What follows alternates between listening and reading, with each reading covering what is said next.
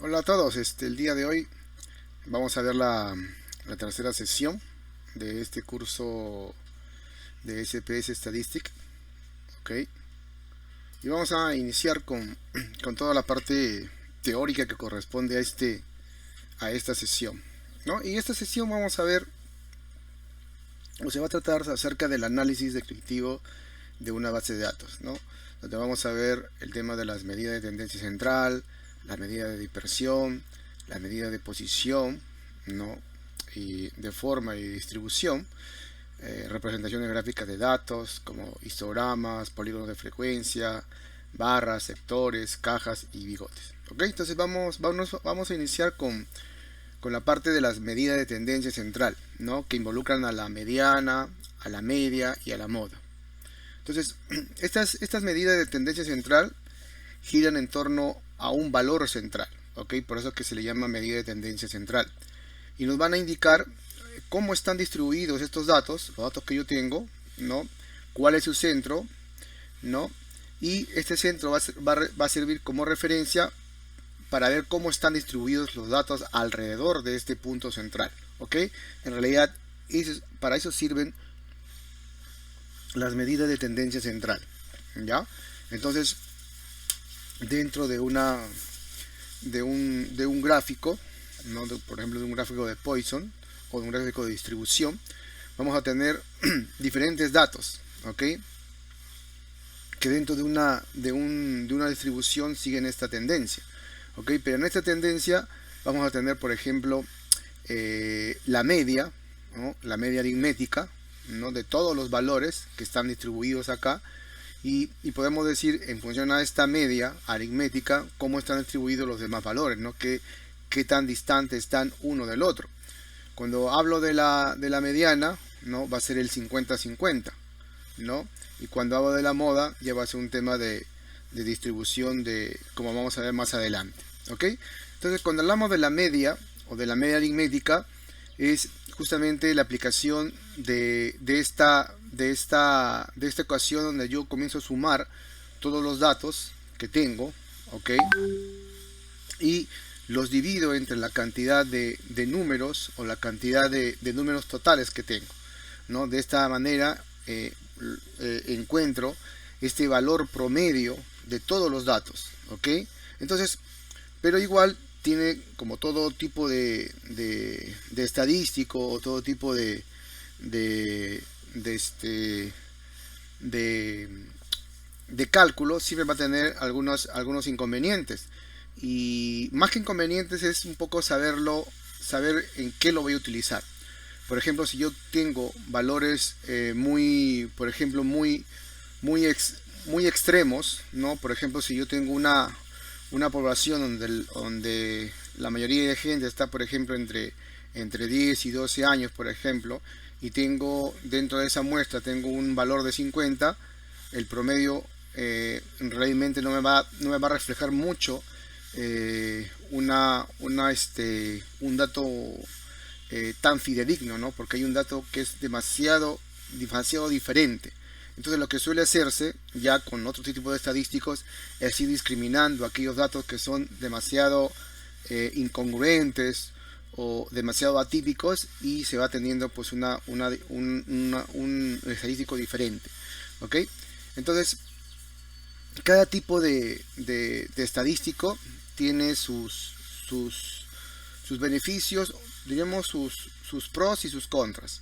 ¿Ok? Entonces es también una responsabilidad de las personas que usamos el estadístico en saber cómo aplicarlo. ¿Ok? Por ejemplo, a veces suele suceder que en muchas de nuestras operaciones, cuando hablamos por ejemplo, de yacimientos, ¿ok? Y en un yacimiento tenemos una ley, ¿no? Que en promedio podría estar entre 0, una ley, por ejemplo, para paz de lisivación, que puede estar entre 0.3 a 0.5, ¿no? Ese es el rango en el cual se mueve. Entonces yo puedo hacer un promedio entre ellos, cosa que no debería hacer. Pero ¿qué pasa si en ese yacimiento aparece una ley un polígono de 0. De 0. De 0.90, o de mayor valor, ¿no? Entonces, si yo lo tomo todo como un promedio, entonces lo que va a pasar es que los datos realmente no van a ser tan los cálculos no van a ser tan acertados, ¿no? Entonces, por eso es que se dice siempre que dentro el tema de los yacimientos no deberíamos usar promedios. Lo que deberían usarse es unidades geometalúrgicas, ¿no?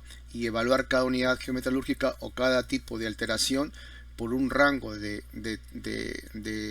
leyes en el cual se puede ir moviendo. Entonces son varias cosas que uno debe también de tomar en consideración cuando aplique los diferentes tipos de estadísticos, ¿ok? El otro estadístico vendría a ser la mediana, ¿no? La mediana, que es representada por se denota por la letra M y E, es el valor que divide al conjunto de datos en dos partes iguales, ¿no? Entonces tú tienes una cantidad de datos y los divide en dos partes iguales, ¿ok? Por la mitad, ¿ok? Entonces la mitad de ellos van a ser menores a esta mediana y la otra mitad va a ser mayor a esta mediana. Entonces acá ya claramente nos indica, ¿no?, la posición que tiene ese valor en el conjunto de los datos. Si es un dato que es menor a la mediana o si es un dato que es mayor a la mediana, ¿ok? Entonces de esta manera yo puedo usarlo para, por ejemplo, si yo tengo un producto, por ejemplo, ¿no? Tengo un producto y pongamos que ese producto hay una cantidad de productos que se venden a un cierto precio y hay otra cantidad de productos que se venden a un precio mayor. Entonces yo podría usar esta mediana como un indicativo, ¿no?, entre productos que se venden menos de este precio, que podría ser parte de una estrategia de negocio, y productos que son mayores al precio de la mediana, que podría ser parte de otra estrategia, y de esa manera los puedo ir controlando en qué frecuencia van aumentando las ventas. Es una forma de poder aplicarlo, ¿no? Entonces hay que un poco ponernos a pensar cómo podemos ir aplicando las diferentes estimaciones estadísticas, ¿ok? Entonces acá lo que nos indica es que cuando el valor n es impar, se ordenan los números en forma ascendente o descendente, ¿ok? Entonces se calcula el valor del número de datos más 1 sobre 2, ¿no? Y el valor mediano será el número que ocupa el lugar que es el centro de la distribución. ¿Por qué dice esto? Porque si tú tienes 5 valores, ¿no?, el medio vendría a ser el número 3, ¿no? Entonces tú podrías 5 más 1 entre 2 es 3. Ahí se aplica de manera bastante adecuada porque es un número impar. Pero ¿qué pasa cuando es un número par?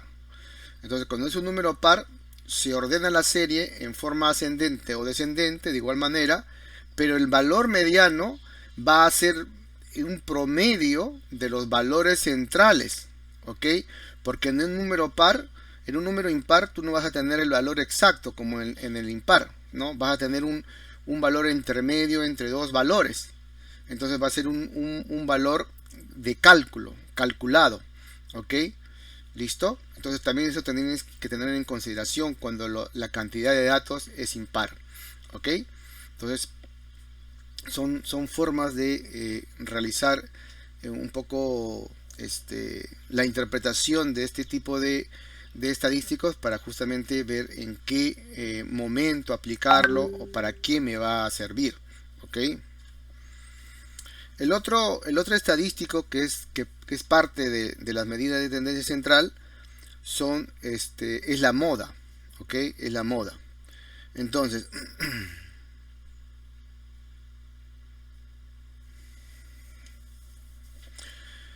la moda se define como se representa con MO, donde se define como el valor que más se repite en un conjunto de datos, ¿no?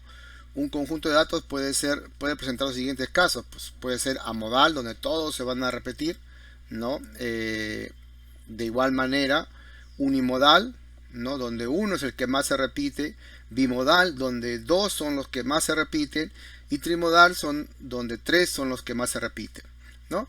Entonces, eso también es una estadística que me puede servir para un poco ver el tema en cierta cantidad de tiempo, ¿no? Como por ejemplo, las ventas o cierto tipo de alteraciones se pueden ir repitiendo, ¿no? Por cada campaña, cuántas veces podría aparecer este tipo de alteraciones que de una u otra manera me podrían estar perjudicando, ¿no? Podremos decir que, por ejemplo, el arsénico o otro tipo de elemento, en qué medida va apareciendo o qué tanto va apareciendo a través de diferentes tipos de campaña o a través de los diferentes años o meses.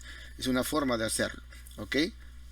Pero obviamente hay estadísticos que son mucho, que en el tema de la, de la metalurgia, de la geometalurgia, hay estadísticos más o hay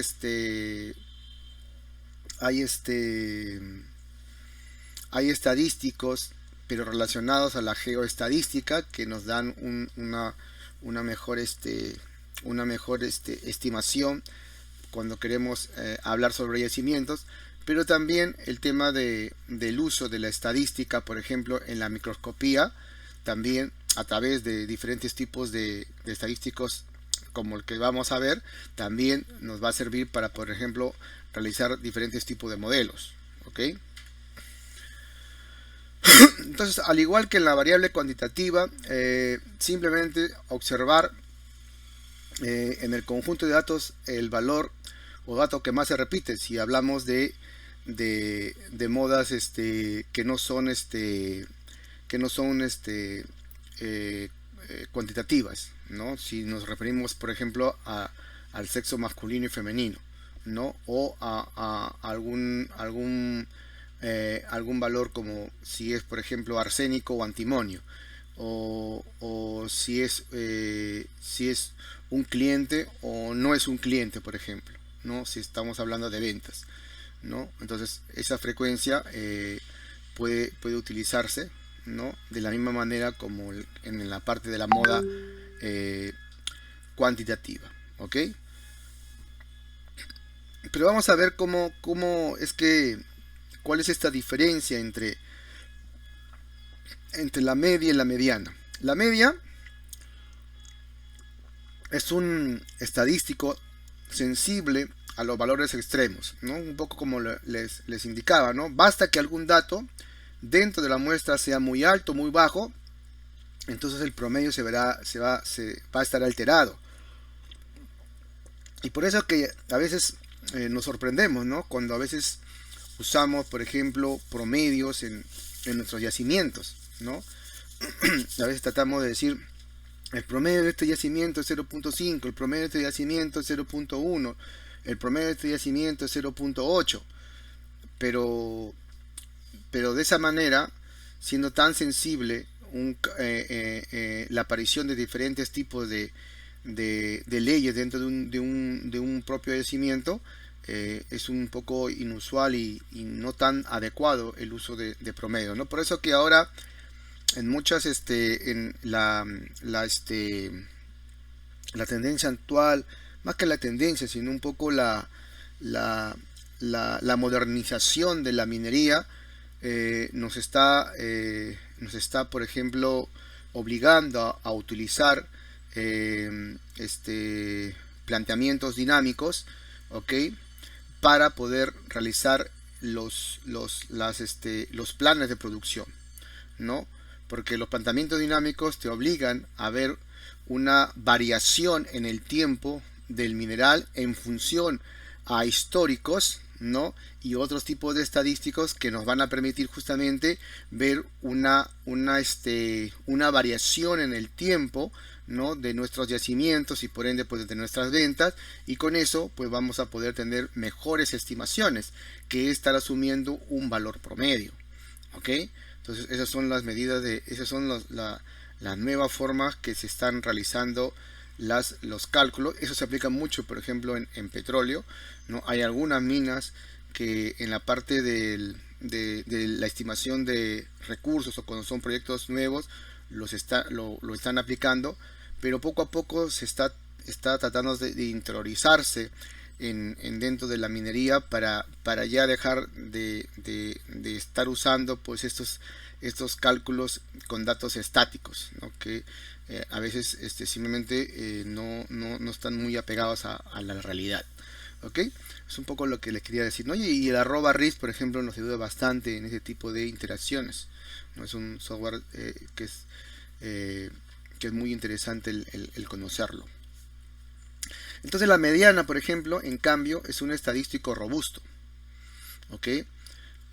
Aunque los extremos de los datos se vean alterados, la mediana va a permanecer invariable. ¿Ok?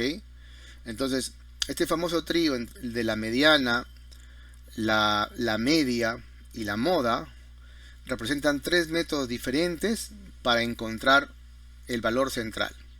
Entonces, estos tres valores pueden ser un mismo valor, pero a menudo son distintos. Entonces, cuando son distintos, pueden servir para diferentes interpretaciones de los datos que queremos resumir, ¿no? Por eso que le decía, tienes que tú evaluar qué dato estás analizando, o sea, qué estadístico te va a servir, cuál es el que se va a acercar para que te dé la mejor interpretación de lo que tú quieres. ¿Ok? Entonces no simplemente podemos estar usando un solo estadístico porque simplemente lo hicieron otros, sino que tenemos que también de alguna manera empezarnos a preguntar, oye, pero ¿por qué estamos usando tal o cual estadístico? ¿Existen estadísticos diferentes? ¿Existe un procedimiento diferente? ¿Existen herramientas más actualizadas? Entonces todo eso también tenemos que comenzar a preguntarnos. Entonces, es aquí donde viene el tema de las medidas de dispersión, ¿no? Y aparece pues el rango, la varianza, la desviación estándar, ¿no? Y el coeficiente de variación. Entonces, estas medidas de dispersión lo que hacen es indicar cómo los datos se dispersan alrededor de su punto central, ¿no? Que vendría a ser la media. Entonces, miden la variabilidad o la distancia promedio de separación de los datos a su valor central. ¿Ok? Eso es lo que nos indica. Entonces, dentro de las medidas de dispersión vamos a tener medidas de dispersión absolutas y medidas de dispersión relativas. Y cuando hablamos de medidas de dispersión absolutas, estamos hablándonos de resultados enteros o decimales. Y cuando hablamos de medidas de dispersión relativas, estamos hablando en función de porcentaje. ¿Ok? Entonces, dentro de las absolutas tenemos el rango, tenemos la varianza, tenemos la desviación estándar, que es parte de elevar al cuadrado la varianza. ¿Ok? Y tenemos, dentro de las relativas, tenemos a los coeficientes de variación. ¿Ok? Entonces, el rango es la medida de dispersión más sencilla, ¿no? Y simplemente se determina restando el valor máximo menos el valor mínimo. ¿Ok? Entonces, el resultado es el valor máximo menos el valor mínimo, ¿no? Ese es el rango, ¿no? El rango en el cual tú quieres tener un cierto valor. Luego viene la varianza, ¿no?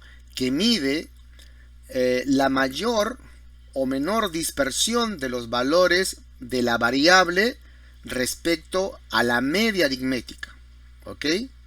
Entonces la varianza se expresa en las mismas unidades que la variable analizada, pero elevada al cuadrado. ¿Ok? Elevada al cuadrado. ¿Y por qué elevada al cuadrado? Porque cuando tú empiezas a restar, tú no quieres saber en ese momento si el dato es menor o mayor, si es negativo o positivo. Lo que tú quieres saber es qué tan alejado del punto central se encuentra. Y para determinar esa distancia, sin importarte el signo, tú lo tienes que elevar al cuadrado. ¿Ok? Es por eso que se usa ese tipo de elevación al cuadrado. ¿Ok? Y luego, al obtener la raíz cuadrada de esta varianza, tú vas a llegar a la desviación estándar. ¿Ok? Y cuando hablamos del coeficiente de variación, que es esta medida de tendencia relativa, es el grado de desviación con relación a la media, ¿no? ¿Cómo se relaciona este grado de desviación con relación a la media, ¿no? ¿Cuál es ese porcentaje, esa proporción que representa esta distancia con respecto a la media? ¿Ok? Entonces, este coeficiente se usa para comparar las medias aritméticas o promedios de diferentes muestras, como por ejemplo kilogramos o libras. Entonces el coeficiente de variación sirve para determinar si un conjunto de datos tiene un comportamiento homogéneo o heterogéneo. ¿Qué tipo de comportamiento tiene? Entonces, para llegar a determinar la homogeneidad, se compara con un valor que usualmente es del 33%. Entonces se dejan estas reglas. Si el coeficiente de variación es menor o igual al 33%, entonces los datos tienen un comportamiento homogéneo, homogéneamente se comportan. Pero si este coeficiente es mayor a 33, significa que los datos tienen un comportamiento heterogéneo. ¿Ok? Entonces, nosotros también sabemos, ¿no?, que normalmente dentro de un yacimiento, o lo usual de un yacimiento, es que exista un comportamiento heterogéneo, porque la composición de un yacimiento también es heterogéneo. ¿Ok? Entonces, cuanto menor es el coeficiente de variación, mejor será la estimación del promedio y el proyecto será mejor, ¿no? Entonces, si nosotros queremos determinar de alguna manera, ¿no?, que los datos que he obtenido están dentro de un espectro en el cual yo puedo controlar sin tener desviaciones abruptas o tener puntos o tener datos inusuales, entonces yo voy a tratar de buscar justamente esta homogeneidad. ¿Ok? Y al buscar esta homogeneidad, lo que yo voy a hacer es comenzar a quitar aquellos puntos que son parte o que pertenecen a estos datos que son inusuales, y de esta manera voy conformando datos dentro de un rango de variación. Entonces, normalmente en los modelos matemáticos geometalúrgicos, lo que hacemos es hallar el tema de la tendencia, o hallar o realizar una regresión lineal, y a esa regresión lineal obtenerle su mayor rango, tanto en la parte máxima como en la parte mínima, para justamente este modelo se pueda mover entre un rango de flexibilidad determinada por datos máximos y datos mínimos. ¿Ok? Entonces también es un tema que lo vamos a ver mucho más adelante, ¿no?, que cómo también se pueden calcular, obviamente, y cómo también se puede usar el SPS para realizar ese tipo de cálculos. ¿Ok? También se puede hacer en el Excel, pero ya que estamos viendo esta herramienta, nos va a servir para ello. Luego tenemos las medidas de posición. Las medidas de posición ubican a los datos, pero no en el centro, porque ahí se encuentra la mediana, sino que ubican un conjunto de datos en otras posiciones. O sea, un poco lo que van a comenzar es a dividir los datos, ¿no? Y comenzar a usar, por ejemplo, los cuartiles, que son los 3 valores de la variable que dividen a un conjunto de datos ordenados en 4 partes, ¿no? El Q1, el Q2, el Q3, que determinan los valores correspondientes al 25, al 50% y al 75% de los datos. El Q2 representa la mediana, ¿no? Y así tenemos los deciles, que vendrían a ser los 9 valores, y los percentiles, que son los 99 valores. ¿Ok? Entonces, en función a cómo tú quieres ir, normalmente usamos cuartiles porque tratamos de dividir, por ejemplo, todo lo que es producción en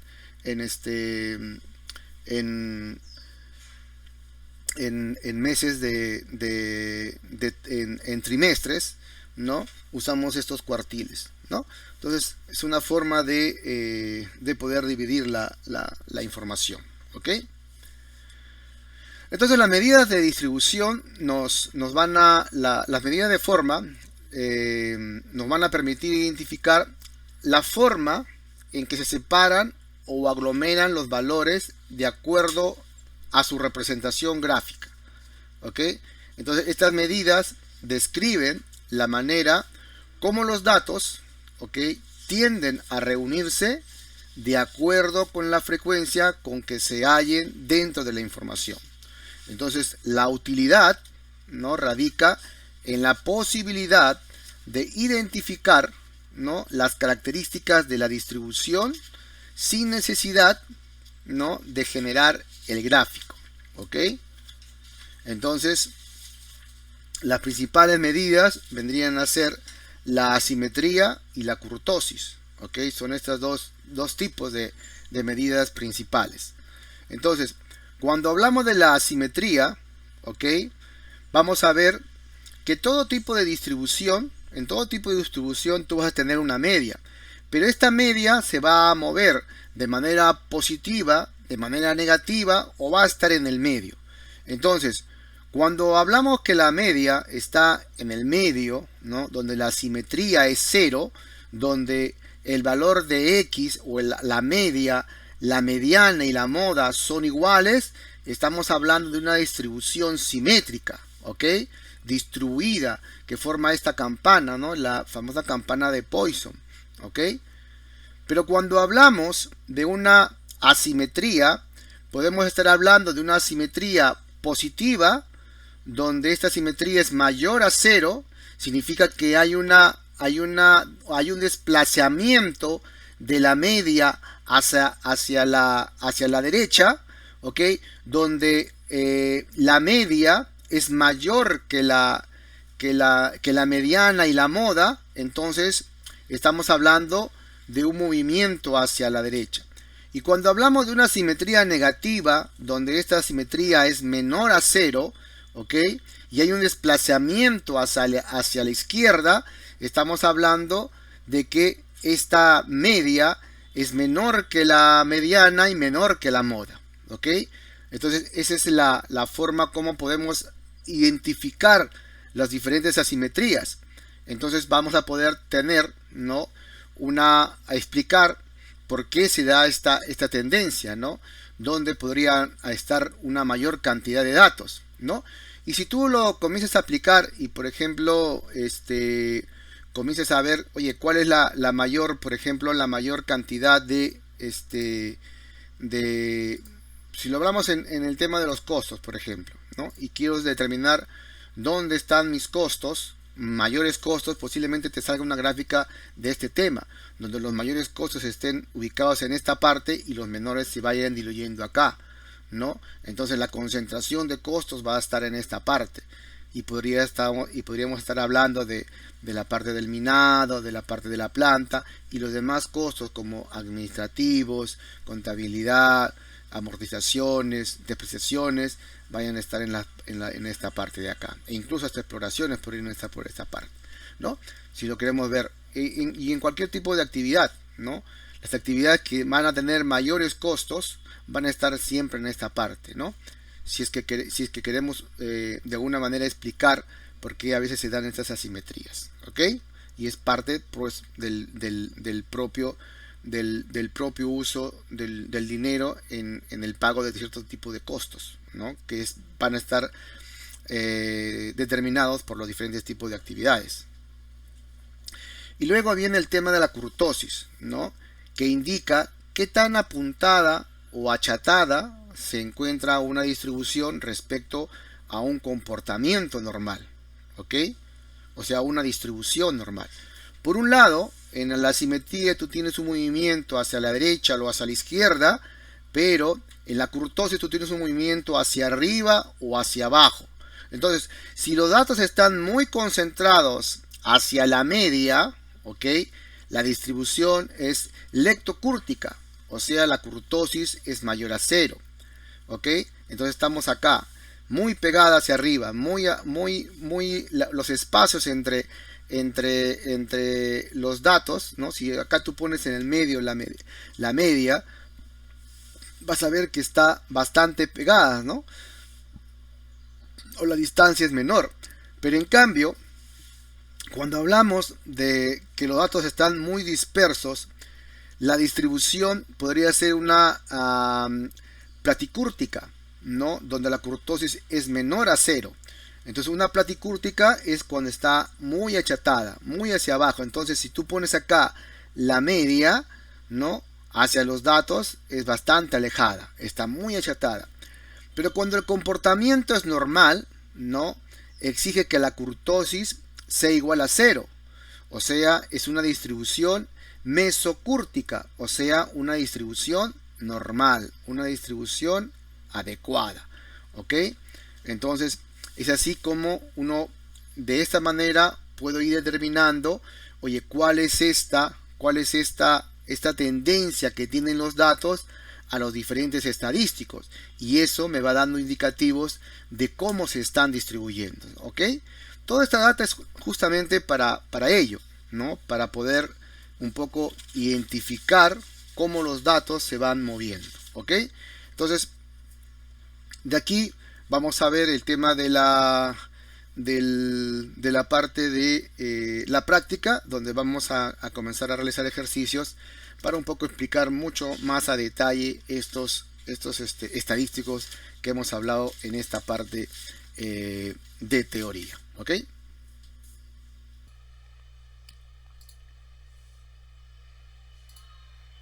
Ahora vamos a ver la parte práctica. ¿Ok? Y, y para poder hacer esto, nosotros podemos irnos acá a esta parte de analizar a las estadísticas restrictivos, a la frecuencia, ¿no? Y en ese caso yo puedo empezar por ejemplo, a, a ver un par de variables, ¿no? Que me puedan servir para hacer una buena una buena comparación, ¿no? En este caso yo puedo ingresar la edad y puedo ingresar, por ejemplo, la calificación, ¿no? Son dos datos numéricos, ¿no? Que me van a servir para justamente hallar todos estos valores. Me voy a la parte de estadístico, lo puedo elegir cuartiles, percentiles, puedo elegir la parte de las partes que voy a añadir, ¿no? Puedo elegir la tendencia, la medida de tendencia central, la media, la mediana, la moda, ¿no? La desviación, el mínimo, el máximo, la varianza, el rango, la simetría y la kurtosis, ¿no? Que es lo que hemos visto en la parte teórica. Y con ello yo puedo obtener una serie de datos, ¿no? Entonces me va a resultar dando la mediana, la media, la mediana, la moda, ¿no? La desviación, la simetría, que es positiva, y una kurtosis negativa, que es un indicativo de que hay una kurtosis platicúrtica.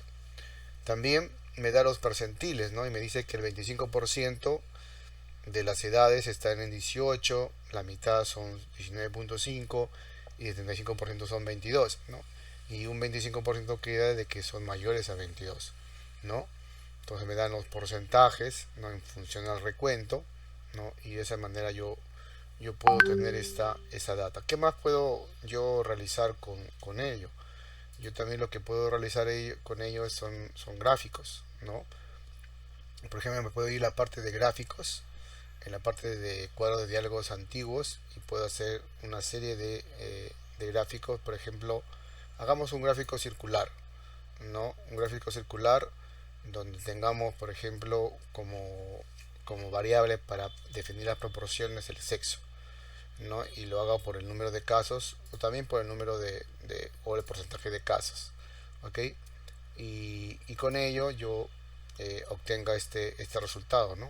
Voy a obtener un resultado donde voy a tener la cantidad de personas tienen el sexo masculino y femenino. Ahora esto, yo también le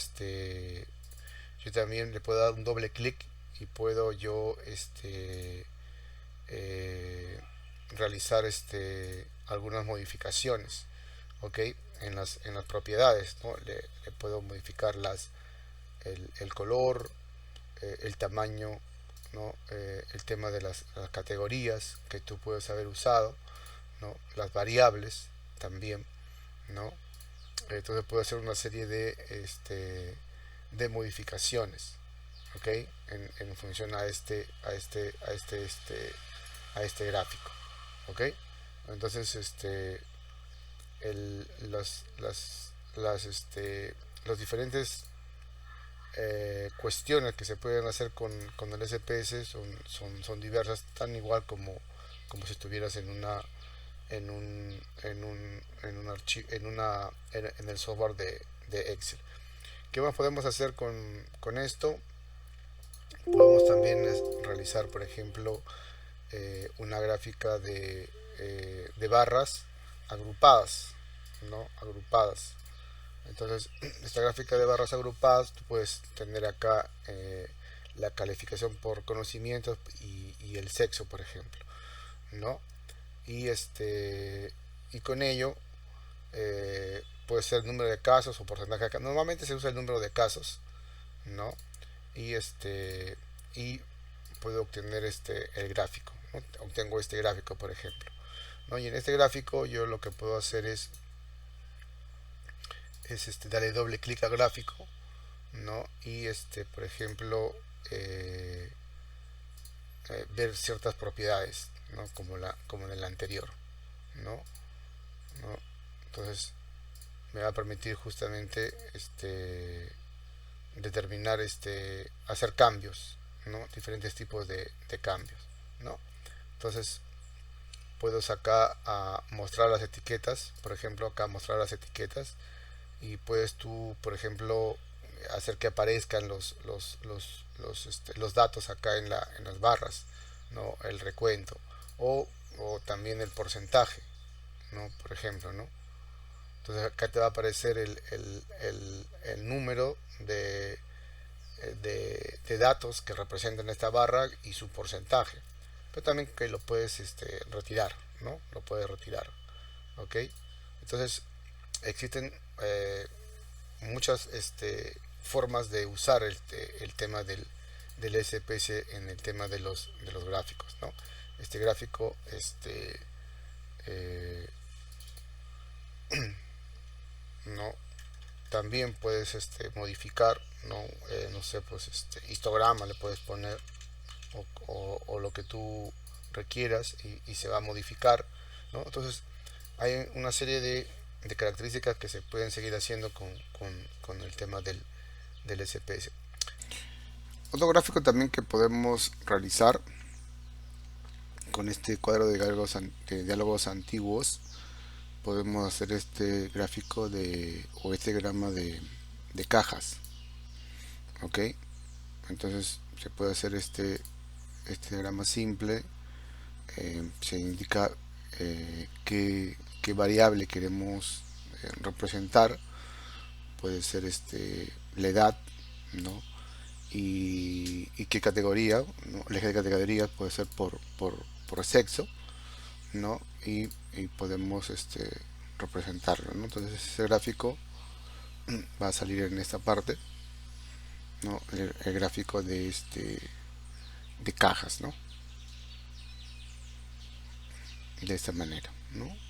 Al igual que anteriormente ya se dijo, puedo usar modificar diferentes mostrar las etiquetas, el número de casos o el tema de la edad, ¿no? Hacer algunas modificaciones en las variables, en los colores, ¿no? Ya de acuerdo a las exigencias o a lo que yo necesite, ¿ok? Este sería el gráfico de cajas. Stop.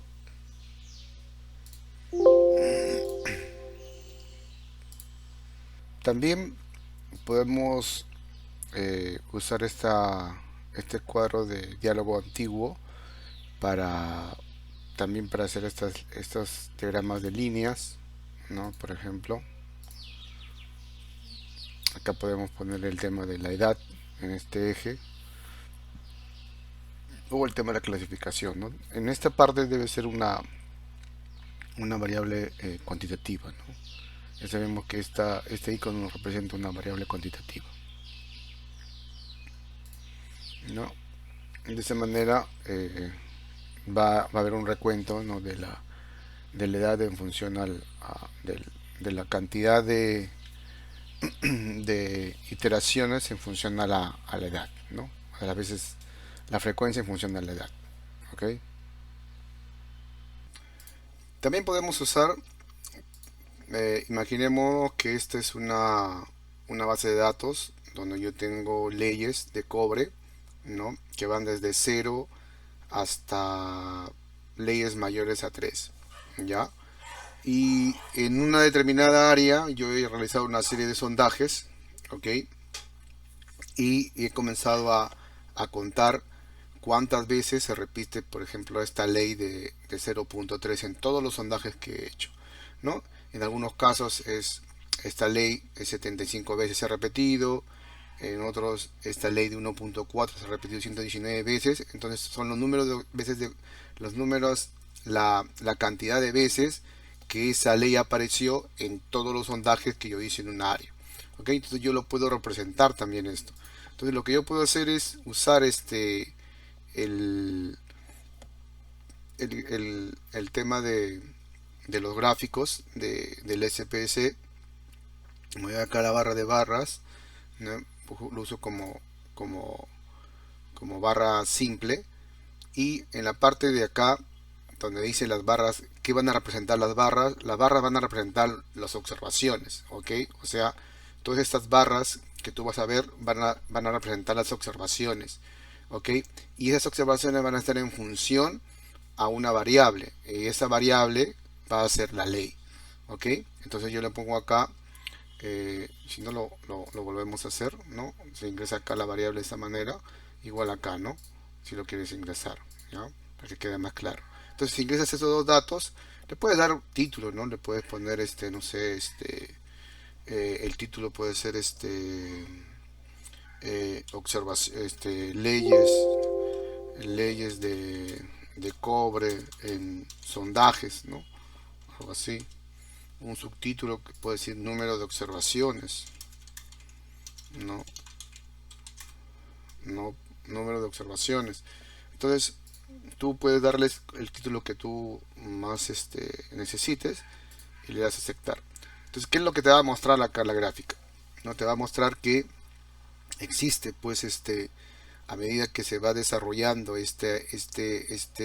por ejemplo, estas leyes, ¿no?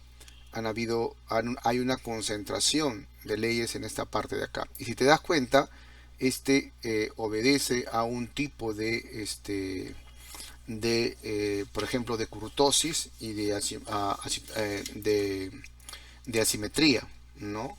Entonces, si te das cuenta y eres un poco más, un poco cuidadoso en observar, puedes decir que esta curva se ve bien distribuida, podría ser se asemeja a una curva mesocúrtica, ¿no? Y tiene una asimetría, una asimetría positiva, ¿no? Una asimetría positiva. Entonces, es así como también nosotros podemos comenzar a evaluar nuestros datos, ¿no? Para tener una mejor presentación, ¿ok?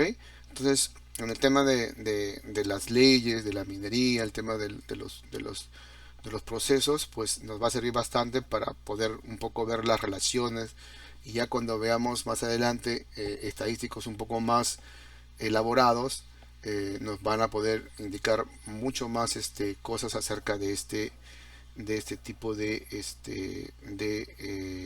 gráficos, ¿no? ¿Ok? Entonces esta parte también les quería mostrar.